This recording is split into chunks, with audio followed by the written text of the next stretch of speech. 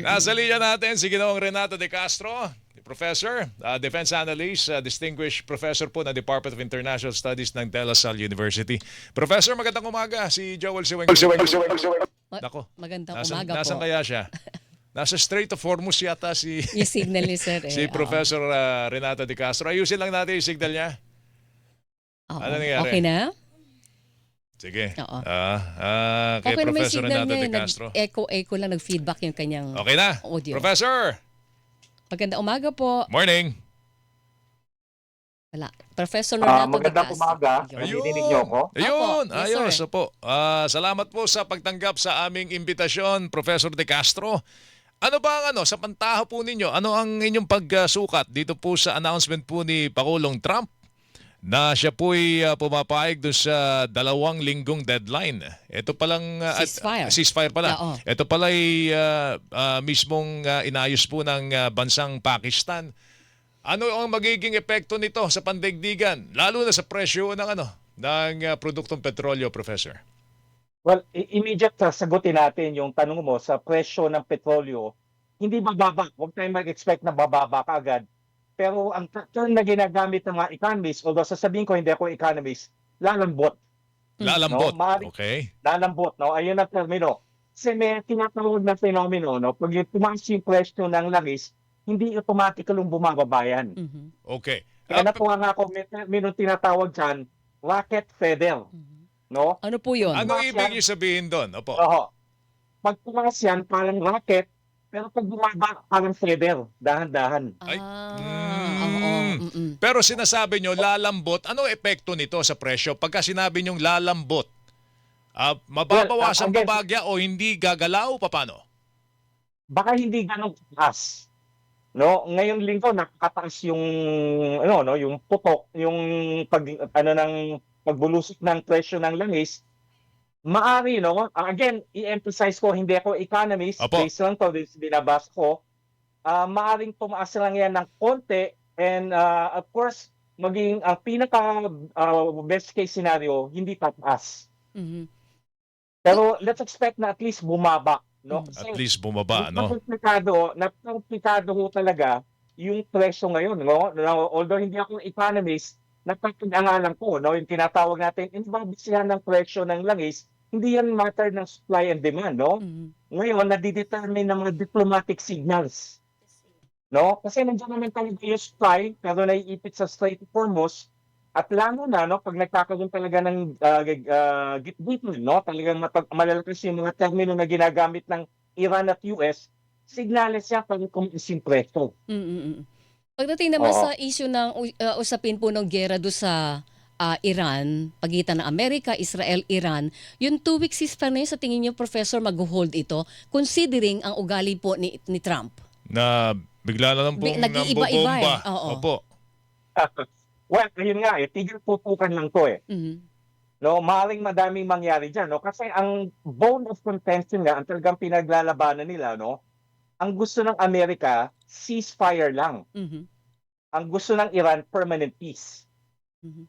No, Magkaiba hindi yun. naman pwede, magkaiba yun, no? Mhm. Kasi gusto ng Iran, talagang permanent peace at babayaran sila ng Estados Unidos Maraming kondisyon. sa mga damages. Tapos yung mga assets, no? Bone of contention ito, nakatagal na, no? Kasi babalikan natin yung asset ng Iran na flinis ng US since 1979. Mhm. Mhm. So imagine nyo gaano kalaki yan. Hanggang ngayon, frozen pa rin kay Donald Trump. Ang ano lang ng Amerika, of course, ang kondisyon ng Amerika naman, bumalik ang Amerika sa tinatawag natin minimalist. Mhm. At least itigil yung nuclear arms weapons program ng Iran at i-dismantle ng Iran yung mga milisya na kanyang sinusuportahan.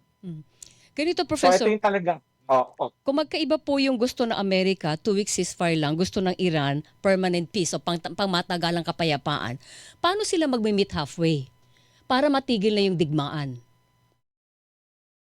the best of course is mas mahaba nila yung ceasefire, no? Pero madami rin kasing mga complicating factors diyan eh. Hindi lang yan Iran at Amerika ang nag-uusap. Isang Opo. complicating factor diyan mga third parties katulad ng Israel. Mm-mm. Ang Israel ho kasi talaga hardliner talaga, no? Ang gusto talaga ng Israel, patumbayin ho talaga yung Islamic regime. Mhm. Oh, so initially ho na-convince si Donald Trump kaya sumali ho ang Amerika. Talagang una naman ho talaga ang ano talaga nito Israel ho eh. Kasi Mm. talagang gusto ng patumbahin ng Israel yung Islamic Republic. So isang factor na ho ang Israel at meron pa hong pangatlong ano ho diyan third party na naman na pumapasok. Mhm. Yung mga Gulf states na tinamaan ng gera. Yes, oo. Lalo na ho yung Saudi Arabia. Yung Prince ng Saudi Arabia ho, binulungan ho si Donald Trump. Bakit hindi mo patapusin yung Islamic regime? Mhm. So nakikita ho natin, no, dun sa third party, yung Israel ho, at saka yung mga Arab states, historically magkaaway yan. Pero sa ngayon issue na to, kumbaga nagiging third party sila and of course they're also complicating yung proseso. Mhm, mhm. So So hindi nag-join na ho yung Arab at saka Israel, kumbaga take the hardline position. Kung maaari, patanggalin mo na yung Islamic regime. So hindi lang ito sa pagitan ng issue ng Amerika at saka ng Iran para magkasundo dahil ang daming factor na nakapaligid sa kanila, Professor. Kailangan mo marisolba muna yon and parang sa pagkakalatag ninyo, parang napaka-imposible. Oo, isang factor hindi natin nakikita ho, yung Russia at saka China. Mhm. Sila naman Tahimik ho lang yun, yung tahimik. kumbaga, Oo. hindi ho, tumutulong ho yan sa Iran. Mhm. Pero Kaya lumakas tahimik. ho ang, Mm. pero tahimik, lumakas ang loob ng Iran ho na lumaban at ganti ho, ganti. Unang-una ho yung intelligence na binibigay ng Russia at ng China. Mhm. Kaya natitira ng Iranian missiles ho yung mga bases sa Saudi Arabia. No, napasabong nga ho ng mga Iranian yung isang AWAC plane, yung radar plane na worth 300 million. Mhm. Yung layo ng airbase, almost 1,200 kilometers so, mula sa Iran, pero na-target ho nila dahil sa intelligence na binibigay ng Russia Mhm. at China. Tapos yung rocket fuel po, galing sa China. Okay, So, Professor, yeah, may mga nagtatanong. Sige, kine-question natin yung nuclear program, no? Nuclear arms program ng Iran. Pero may nagtatanong, hindi ba natin kikwestyunin din yung nuclear arms program naman ng Israel? Mhm. Kasi dapat dyan, ano nandun na ho yun eh. Opo. Nandun na ho yun, 1970s pa ho yan eh. Mhm. 1970s pa ho yan. Muntik na ho nga gamitin niya ng Israel nung yung Kippur War nung 1973. Ngayon na lang ho lumalabas. Kumbaga nandiyan na ho. Pero of course, ang issue talaga dito sa national interest ng Israel. Hindi papayagan ho ng Israel na magkaroon man ng any nuclear weapons yung mga estado na kaaway niya and of course yung mga Arab states din ho. Ayaw nilang magkaroon ng nuclear weapons ang Iran. Pero Kasi siya pwede. Pero siya pwede. Ganun ba yun? gano'n ho eh. Gano'n ang national interest ho eh. Napaka-self-serving nun, Talaga. oo. Ayos Oo. Gano'n, nagsusurvive ang state of Israel. Talagang So kung, they have to, ang ano, a policy talaga na offensive talaga ho. so kung In gano'n na fact, magiging sitwasyon, Professor, pangmatagalan ng giyera na to? matagalan at of course yung analysis ko nga ho, baka yung nangyayari ho ngayon, no, isang gera ho, kumbaga matatapos yung gera, Mhm. pero magtatanim ho yan ng buto o yung ano, seed Mhm. for future conflicts. Kasi Oh. pinag-aaralan din ho, no, Mhm. example din ho, no, maaari hong tumagal lalo yung gera ng Russia tsaka Ukraine. Kasi kumikita ang Russia dahil pagbenta ng langis, bumili ho tayo ng langis, Mm. yung Ukraine rin ho kumikita dahil Mhm. sa nagsiserve ho siya ng anti-drone technology ho Yes. sa mga Arab countries, even sa US. So yumayaman ho ang Ukraine and of course Russia at nakahibaho na Mm. ito. Ang kinakatakot ko ho dito sa ating neighborhood ho, Mhm. pinag-aaralan din ho ng China Mhm. kung paano pumapasok ang Amerika sa digmaan nito. Kasi ho, next year, binabalak naman ng China ho lusubin ang Taiwan. Ako naman. Wow. Lalala na lahat na Ano ng ba naman yan? kaliwat kanan ng Oo. giyera. Lapit po natin sa Taiwan. Oo, Oo, sabi nga ho ni Presidente, apektado tayo doon. sigurado So yun. both Taiwan and China, binabantayan ho yan, pinapanood ho. Lalo na ang China kasi tinitignan niya ho yung kilos ng Amerika. Mm.